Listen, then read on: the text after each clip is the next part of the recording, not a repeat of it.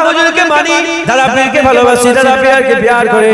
আমার মুজাদ্দিদ জামান আশিকে রাসূল ছিলেন, আমার দাদা হুজুর আশিকে রাসূল ছিলেন।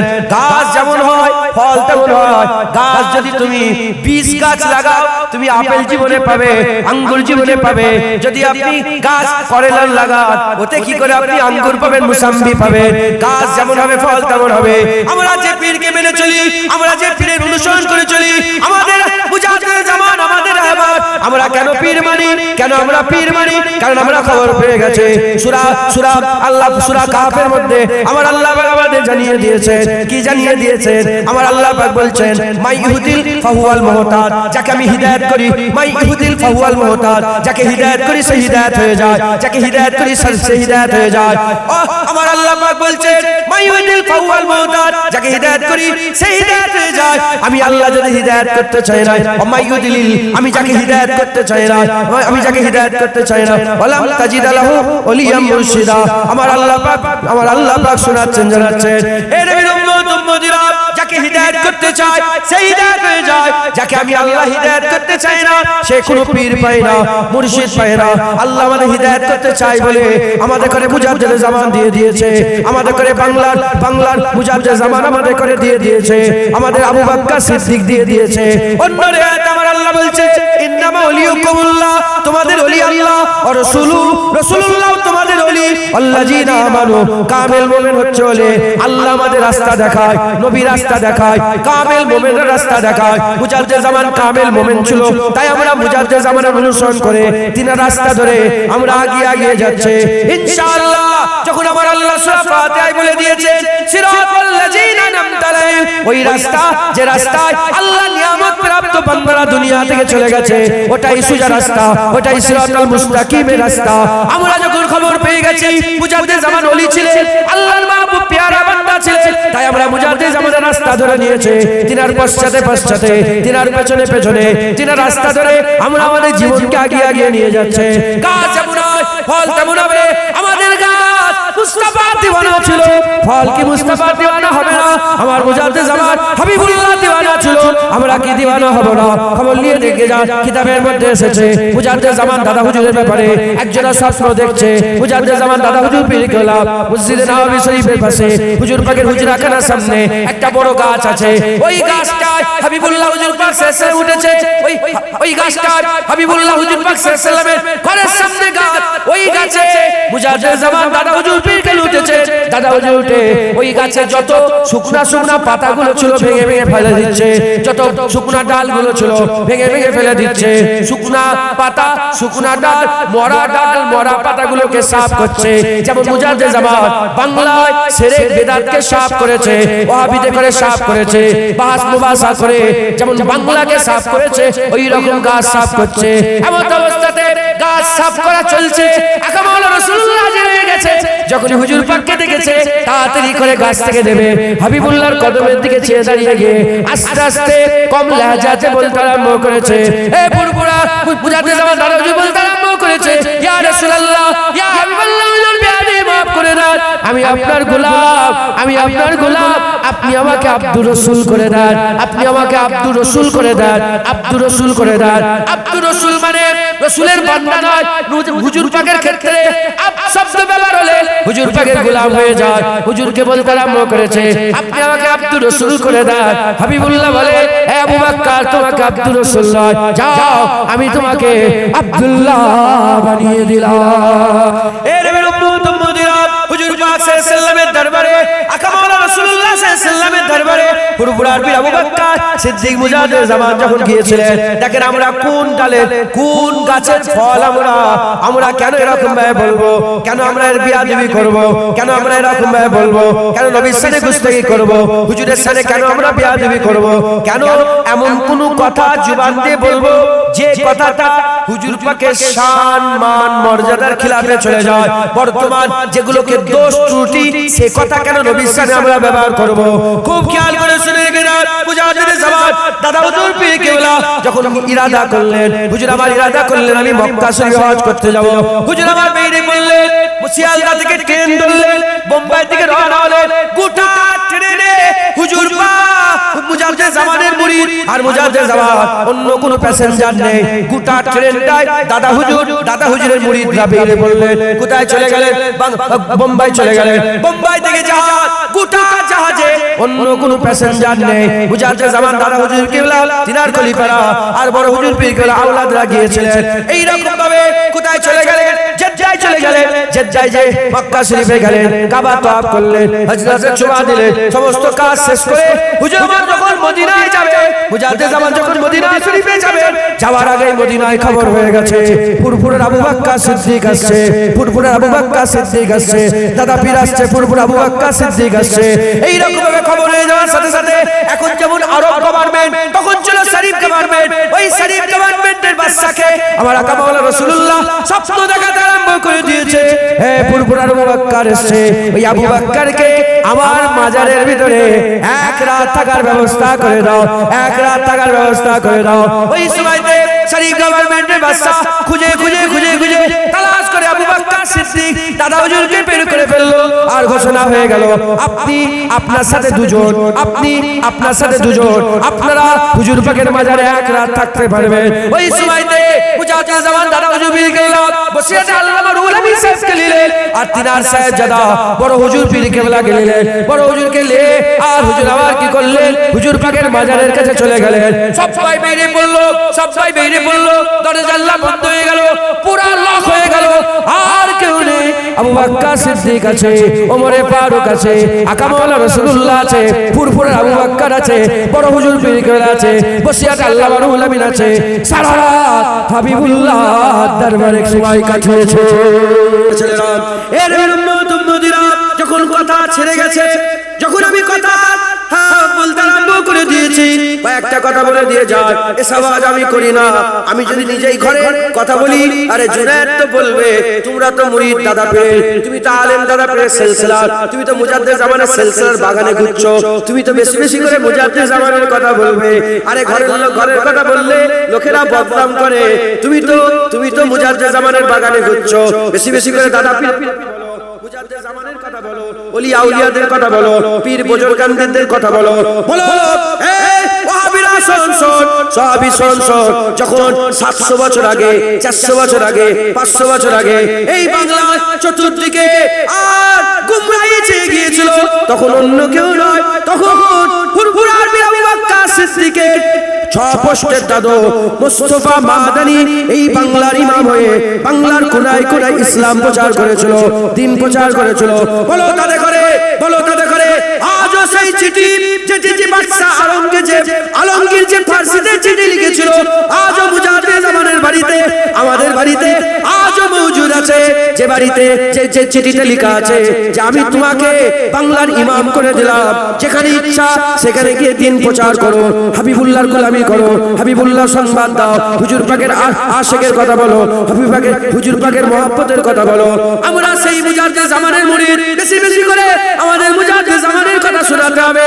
আজ আমি আপনাদের করে দু একটা কথা ঘরে বলে দিয়ে যাই। আমার দাদুজান ছোট হুজুর পীর কেবলা আশিকে রাসূল ছিলেন, দাদুজান আশিকে রাসূল ছিলেন। মুজাদ্দেদ জামানের ছোট ছেলে ছোট হুজুর পীর কেবলা নাম জুলফিকার, দাদুজান মুজাদ্দেদ জামানের সঙ্গে বেটাজানের সঙ্গে আমার হাবিবুল্লাহর এত সম্পর্ক ছিল।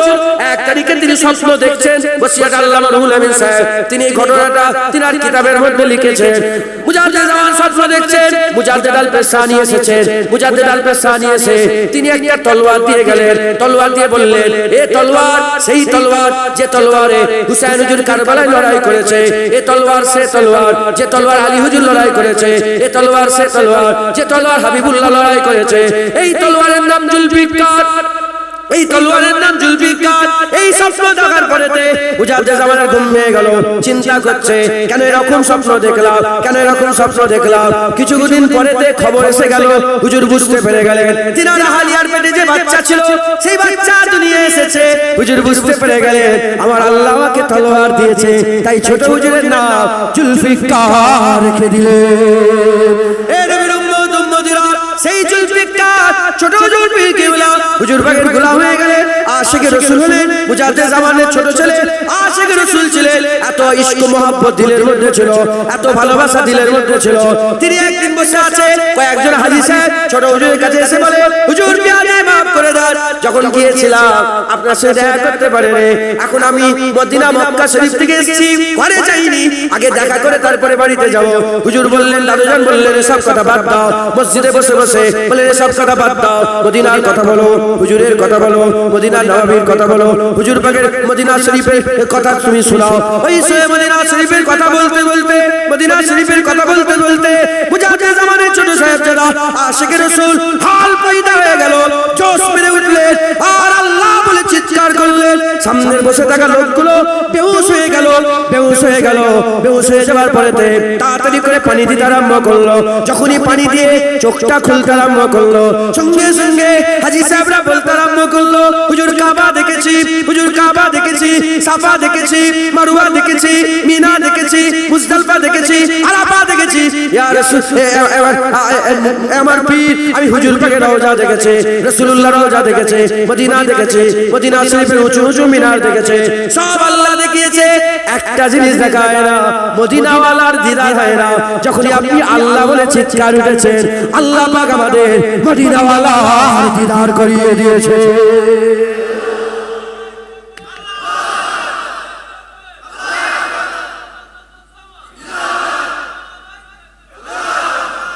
নারায়ে মুস্তাফা, নারায়ে মুস্তাফা। এ বাংলায় চালু করছি, আল্লাহ পাক এ বাংলায় তাকবীর কোনায় কোনায় পৌঁছে দেবে, এটাকে পৌঁছাতে হবে। এটা বাপের তাকবীর না, যেখানে আওয়াজ হবে নবীর নাম বলবেন, নারায়ে মুস্তাফা বলবেন, বলবেন, কলিজা ফাটবে মুনাফিকদের। আপনি জানেন না যার কলিজাই যায়, বুঝতে পারছেন? আমি যাচ্ছি আমার গাড়ি নিয়ে, বাচ্চা ছেলে আমাকে দেখে নারায়ে মুস্তাফা মারহাবা মারহাবা কান নাম দিচ্ছে, হুজুর পাকের কথা বলতে কলিজা ফাটলে হবে।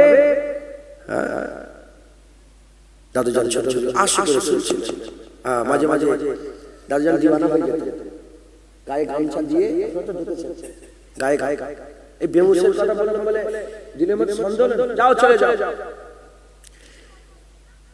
এই যে চণ্ডীবাড়ি আছে, ভাঙর চণ্ডীবাড়ি, হ্যাঁ ওখানে চলে যাও। ওখানে গিয়ে খবর মুরব্বির আখড়া বেঁচে আছে, আমার দাদুজান ওয়াজ করতেন, আমার দাদুজান ওয়াজ শুনে লোক বেহুশ হয়ে যেত, বেহুশ ফিট হয়ে জমিনে পড়ে। আহা, এ কোন আজব কথা নয়। হুজুর পাক বলেছেন এমন ভাবে ওয়াজ শোনো, পেছন দিক থেকে আগুন কেটে নিয়ে চলে যায়, বুঝতে পারবে যে কখন আগুন কেটে নিয়ে চলে যায়।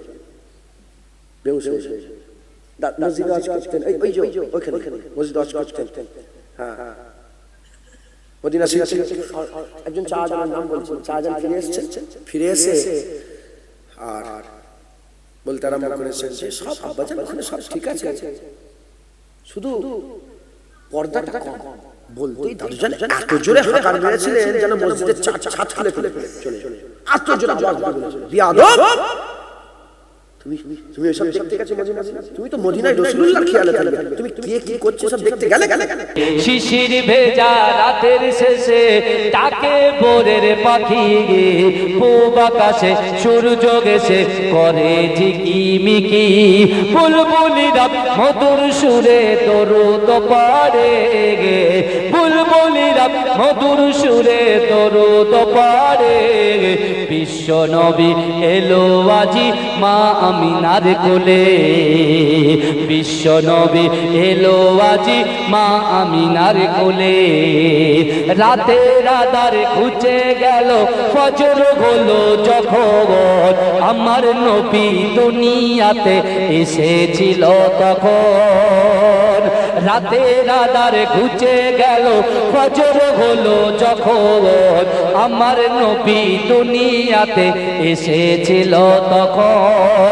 বুলবুলিরা মধুর সুরে দরুদ পড়ে, বুলবুলিরা মধুর সুরে দরুদ পড়ে। বিশ্ব নবী এলো আজি মা আমিনার কোলে, বিশ্ব নবী এলো আজি মা আমিনার কোলে। ভোরের আলো উদয় হলো, এলো যে রাসূল, ফারিস্তারা হুরবালারা খুশিতে মশগুল। ভোরের আলো উদয় হলো এলো যে রাসূল ফেরেশতারা হুরবালারা খুশিতে মশগুল বুলবুলিরা মধুর সুরে দরুদ পড়ে বুলবুলিরা মধুর সুরে দরুদ পড়ে বিশ্ব নবী এলো আজি মা আমিনার কোলে বিশ্ব নবী এলো আজি মা আমিনার কোলে আল্লাহুম্মা সাল্লি আলা গোলাপ নীলাম গাধা নীলাম নীলাম রজনী গন্ধা মনের সুখে মালা গেতেছি সকাল থেকে সন্ধ্যা জোরে বলুন না সুবহানাল্লাহ গোলাপ নীলাম গাধা নীলাম নীলাম রজনী গন্ধা মনের সুখে মালা গেতেছি সকাল থেকে সন্ধ্যা